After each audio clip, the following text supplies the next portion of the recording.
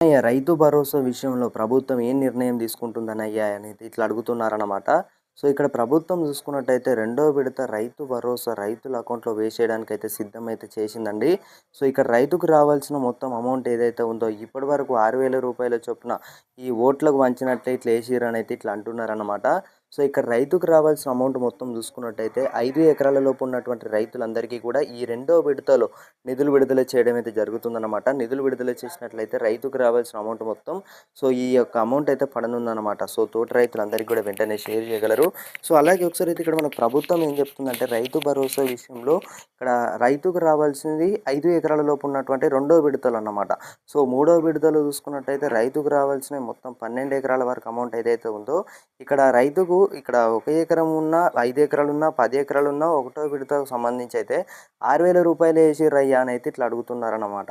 So, ఇదేంది మరి అన్నయ్య గిట్లా ఏసిర్రంటే సిద్దిపేట, నర్మేట్లో చూసుకున్నట్టయితే సీఎం రేవంత్ రెడ్డి గారు అయితే పర్యటించారు. అక్కడి నుంచెల్లి చూసుకున్నట్టయితే 3 విడతలుగా నిధులు విడుదల చేస్తామని అయితే తెలియజేశారన్నమాట. సో, 20 రోజులైతే ఇప్పుడు చూసుకున్నట్టయితే మరో 4, 5 రోజులలో రెండో విడతకైతే నిధులు విడుదల చేయడానికైతే అంతా సిద్ధమైతే చేశారు. సో, మీరెవ్వరు కూడా వర్రీ అవ్వాల్సిన అవసరం లేదు. ఇక్కడ మన ప్రభుత్వం సైడ్ నుంచి కూడా గ్రీన్ సిగ్నల్ అయితే వచ్చేసిందనమాట. సో, రైతుల అకౌంట్లకైతే ఇక నిధులు విడుదల చేసుడే ఆలస్యం 2,000 పైగా కోట్లయితే నిధులు విడుదల చేయడం అయితే జరుగుతుందన్నమాట. రెండవ విడతలో చూసుకున్నట్టయితే. మూడవ విడతలో 9,000 కోట్లు ఏవైతే ఉన్నాయో ఇక్కడ ఆర్థిక సర్దుబాటు చేశారనమాట. మనం సోమవారం రోజున చూసుకున్నట్టయితే సీఎం రేవంత్ రెడ్డి గారు అయితే ఒక తుది నిర్ణయం అయితే తీసుకోవడం అయితే జరిగింది. సో, రైతు భరోసా విషయం ఇక్కడ ఎవరు కూడా వర్రీ అవసరం లేదని అయితే తెలియజేశారన్నమాట. సో, ఇక్కడ సర్దుబాటు కూడా చేశారు. ఆల్మోస్ట్ చూసుకున్నట్టయితే సీఎం రేవంత్ రెడ్డి గారు అయితే మొన్న ఆదేశించారు.